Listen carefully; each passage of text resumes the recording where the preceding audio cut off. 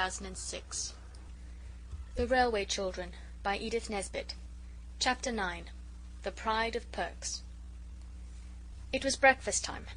Mother's face was very bright as she poured the milk and ladled out the porridge. "I've sold another story, chickies," she said. "The one about the King of the Mussels, so there'll be buns for tea. You can go and get them as soon as they're baked. About 11, isn't it?" Peter, Phyllis and Bobbie exchanged glances with each other, 6 glances in all. Then Bobbie said, "Mother, would you mind if we didn't have the buns for tea tonight, but on the 15th? That's next Thursday." "I don't mind when you have them, dear," said Mother. "But why?" "Because it's Perks's birthday," said Bobbie. "He's 32, and he says he doesn't keep his birthday any more because he's got other things to keep. Not rabbits or secrets, but the kids and the missus." "You mean his wife and children," said Mother. "Yes," said Phyllis. "It's the same thing, isn't it?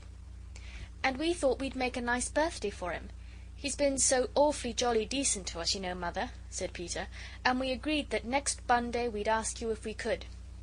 "But suppose there hadn't been a Bun Day before the 15th?" said Mother. "Oh, then we meant to ask you to let us antipate it, and go without when the Bun Day came." "Anticipate," said Mother. "I see." "Certainly. It would be nice to put his name on the buns with pink sugar, wouldn't it?" "Perks," said Peter. "It's not a pretty name." "His other name's Albert," said Phyllis. "I asked him once." "We might put A.P.," said Mother. "I'll show you how when the day comes." This was all very well as far as it went, but even 14 halfpenny buns with A.P. on them and pink sugar do not of themselves make a very grand celebration. "There are always flowers, of course," said Bobbie later, when a really earnest council was being held on the subject in the hay loft where the broken chaff cutting machine was, and the row of holes to drop hay through into the hay racks over the mangers of the stables below. "He's got lots of flowers of his own," said Peter. "But it's always nice to have them given you," said Bobbie, "however many you've got of your own. We can use flowers for trimmings to the birthday, but there must be something to trim besides buns." "Let's all be quiet and think," said Phyllis. "No one's to speak until it's thought of something." So they were all quiet, and so very still that a brown rat thought that there was no one in the loft and came out very boldly. When Bobbie sneezed, the rat was quite shocked and hurried away, for he saw that a hayloft where such things could happen was no place for a respectable middle-aged rat that liked a quiet life. "Hooray!" cried Peter suddenly. "I've got it!" He jumped up and kicked at the loose hay. "What?" said the others eagerly. "Why, Perks is so nice to everybody. There must be lots of people in the village who'd like to help to make him a birthday. Let's go round and ask everybody." "Mother said we weren't to ask people for things," said Bobbie doubtfully. "For ourselves, she meant, silly, not for other people. I'll ask the old gentleman too. You see if I don't," said Peter. "Let's ask Mother first," said Bobbie. "Oh, what's the use of bothering Mother about every little thing," said Peter, "especially when she's busy. Come on, let's go down to the village now and begin." So they went. The old lady at the post office said she didn't see why Perks should have a birthday any more than anyone else. "No," said Bobbie, "I should like everyone to have one, only we know when his is." "Mine's tomorrow," said the old lady, "and much notice anyone will take of it. Go along with you." So they went. And some people were kind and some were crusty, and some would give and some would not. It is rather difficult work asking for things, even for other people, as you have no doubt found if you have ever tried it. When the children got home and counted up what had been given and what had been promised, they felt that for the first day it was not so bad. Peter wrote down the lists of the things in the little pocket book where he kept the numbers of his engines. These were the lists: given, a tobacco pipe from the sweet shop, half a pound of tea from the grocer's, a woolen scarf slightly faded from the draper's, which was the other side of the grocer's, a stuffed squirrel from the doctor. Promised, a piece of meat from the butcher, 6 fresh eggs from the woman who lived in the old turnpike cottage, a piece of honeycomb and 6 bootlaces from the cobbler, and an iron shovel from the blacksmith's. Very early next morning Bobbie got up and woke Phyllis. This had been agreed on between them. They had not told Peter because they thought he would think it silly, but they told him afterwards when it had turned out all right. They cut a big bunch of roses and put it in a basket with the needle-book that Phyllis had made for Bobbie on her birthday, and a very pretty blue necktie of Phyllis's. Then they wrote on a paper, "For Mrs. Ransom, with our best love, because it is her birthday." And they put the paper in the basket, and they took it to the post office, and went in and put it on the counter and ran away before the old woman at the post office had time to get into her shop. When they got home Peter had grown confidential over helping Mother to get the breakfast, and had told her their plans. "There's no harm in it," said Mother, "but it depends how you do it. I only hope he won't be offended and think it's charity. Poor people are very proud, you know." "It isn't because he's poor," said Phyllis. "It's because we're fond of him." "I'll find some things that Phyllis has outgrown," said Mother, "if you're quite sure you can give them to him without his being offended. I should like to do some little thing for him, because he's been so kind to you. I can't do much because we're poor ourselves. What are you writing, Bobbie?" "Nothing particular," said Bobbie, who had suddenly begun to scribble. "I'm sure he'd like the things, Mother." The morning of the 15th was spent very happily in getting the buns and watching Mother make A.P. on them with pink sugar. You know how it's done, of course. You beat up whites of eggs and mix powdered sugar with them, and put in a few drops of cochineal. And then you make a cone of clean white paper with a little hole at the pointed end, and put the pink egg sugar in at the big end.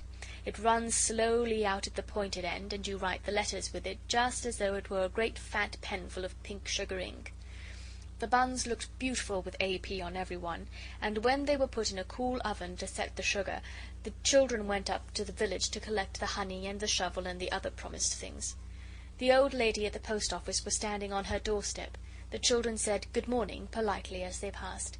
"Here, stop a bit," she said. So they stopped. "Those roses," said she. "Did you like them?" said Phyllis. "They were as fresh. I made the needle-book, but it was Bobbie's present." She skipped joyously as she spoke. "Here's your basket," said the post office woman. She went in and brought out the basket.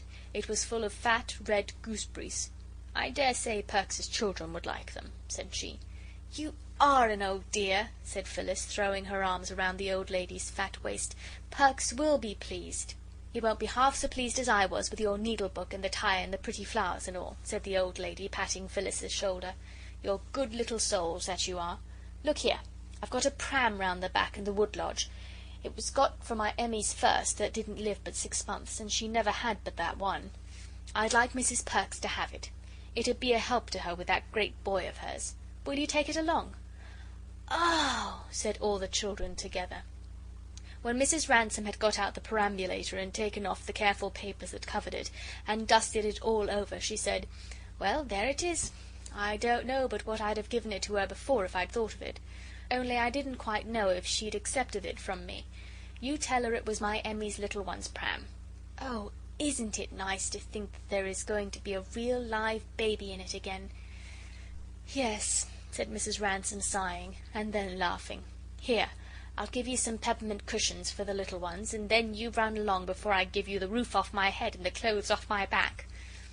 All the things that had been collected for Perks were packed into the perambulator, and at 3:30 Peter and Bobbie and Phyllis wheeled it down to the little yellow house where Perks lived. The house was very tidy. On the window ledge was a jug of wildflowers, big daisies and red sorrel and feathery flowery grasses. There was a sound of splashing from the wash-house, and a partly washed boy put his head round the door. "Mother's a changing of herself," he said. "Down in a minute," a voice sounded from the narrow, freshly scrubbed stairs. The children waited. Next moment the stairs creaked, and Mrs. Perks came down buttoning her bodice. Her hair was brushed very smooth and tight, and her face shone with soap and water.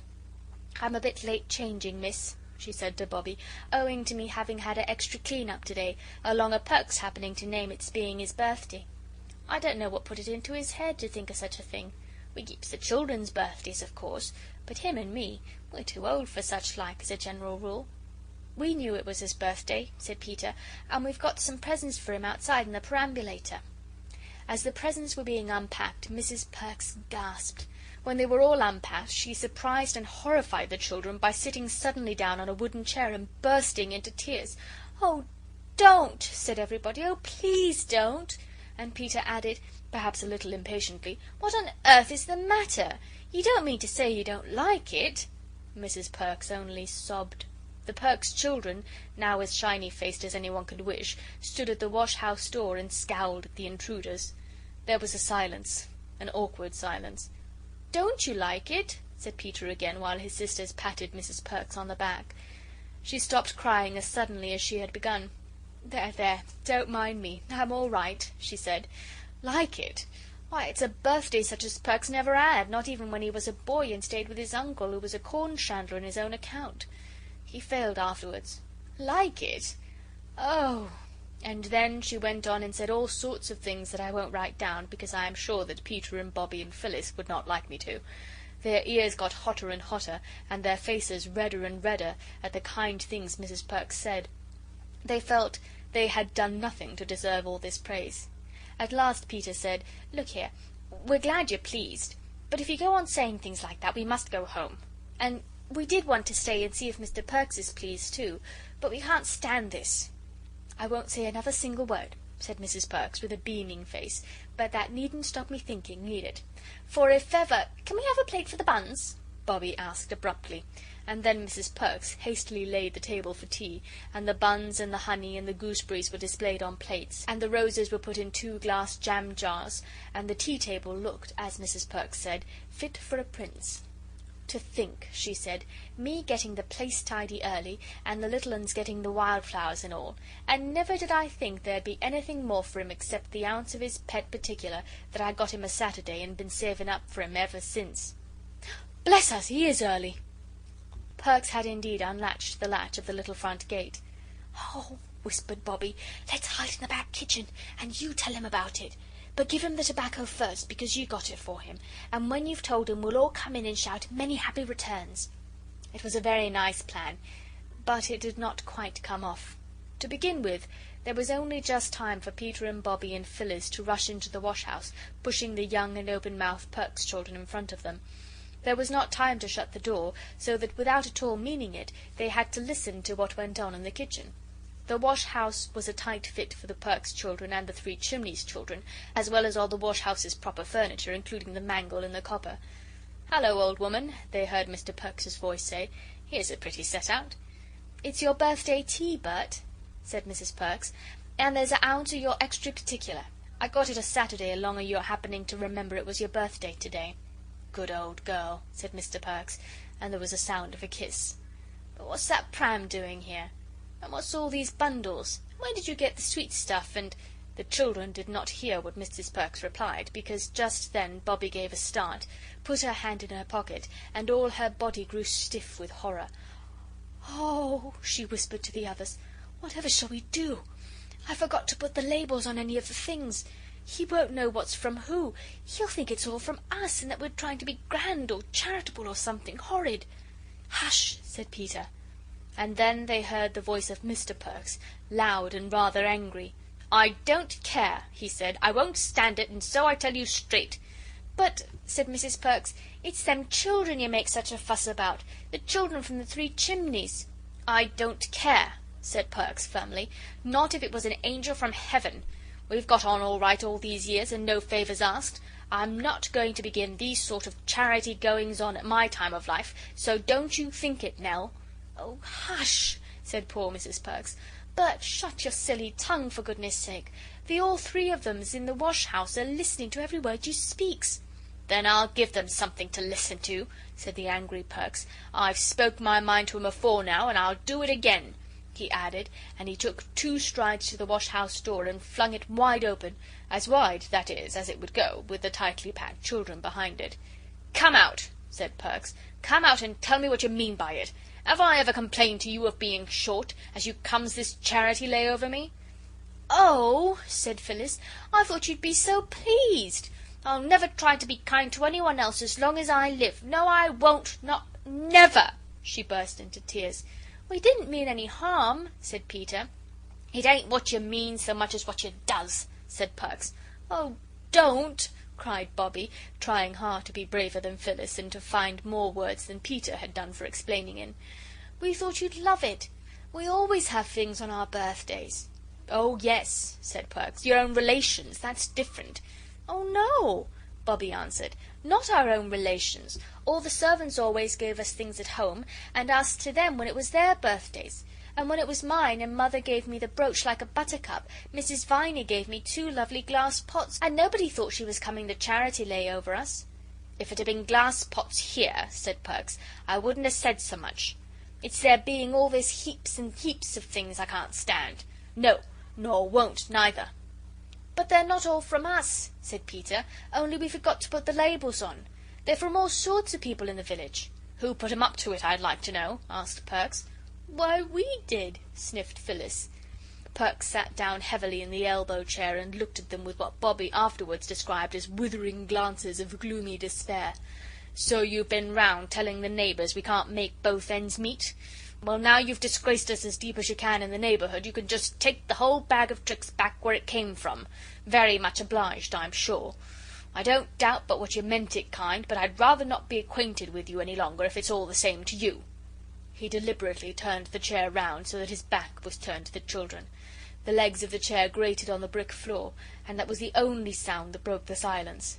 Then suddenly Bobbie spoke. "Look here," she said, "this is most awful." "That's what I says," said Perks, not turning round. "Look here," said Bobbie desperately, "we'll go if you like, and you needn't be friends with us any more if you don't want, but we shall always be friends with you, however nasty you are to us," sniffed Phyllis wildly. "Be quiet," said Peter in a fierce aside.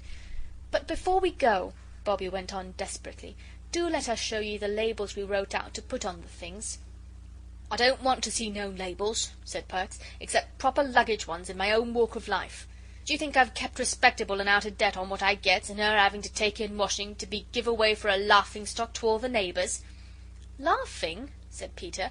"You don't know." "You're a very hasty gentleman," whined Phyllis. "You know you were wrong once before about us not telling you the secret about the Russian. Do let Bobbie tell you about the labels." "Well, go ahead," said Perks grudgingly. "Well then," said Bobbie, fumbling miserably, yet not without hope, in her tightly stuffed pocket, "we wrote down all the things everybody said when they gave us the things, with the people's names, because Mother said we ought to be careful, but I wrote down what she said, and you'll see." But Bobbie could not read the labels just at once. She had to swallow once or twice before she could begin. Mrs. Perks had been crying steadily ever since her husband had opened the wash-house door. Now she caught her breath, choked, and said, "Don't you upset yourself, Bissy. I know you meant it kind if he doesn't." "May I read the labels?" said Bobbie, crying onto the slips as she tried to sort them. "Mother's first. It says, 'Little clothes for Mrs. Perks's children.' Mother said, 'I'll find some of Phyllis's things that she's grown out of, if you're quite sure Mr. Perks wouldn't be offended and think it's meant for charity. I'd like to do some little thing for him, because he's so kind to you. I can't do much because we're poor ourselves.'" Bobbie paused. "That's all right," said Perks. "Your ma's a born lady. We'll keep the little frocks and what not, Nell." "Then there's the perambulator and the gooseberries and the sweets," said Bobbie. "They're from Mrs. Ransom. She said, 'I dare say Mr. Perks's children would like the sweets.' And the perambulator was got for my Emmy's first. It didn't live but 6 months, and she's never had but that one. I'd like Mrs. Perks to have it. It would be a help with her fine boy. I'd have given it before if I'd been sure she'd accept of it from me. She told me to tell you," Bobbie added, "that it was her Emmy's little one's pram." "I can't send that pram back, Bert," said Mrs. Perks firmly, "and I won't, so don't you ask me." "I'm not asking anything," said Perks gruffly. "Then the shovel," said Bobbie. "Mr. James made it for you himself. And he said, where is it? Oh yes, here. He said, 'You tell Mr. Perks it's a pleasure to make a little trifle for a man as is so much respected.' And then he said he wished he could shoe your children and his own children like they do the horses, because, well, he knew what shoe leather was." "James is a good enough chap," said Perks. "Then the honey," said Bobbie in haste, "and the bootlaces. He said he respected a man that paid his way, and the butcher said the same. And the old turnpike woman said many was the time you'd lent her a hand with her garden when you were a lad, and things like that came home to roost. I don't know what she meant. And everybody who gave anything said they liked you, and it was a very good idea of ours, and nobody said anything about charity or anything horrid like that.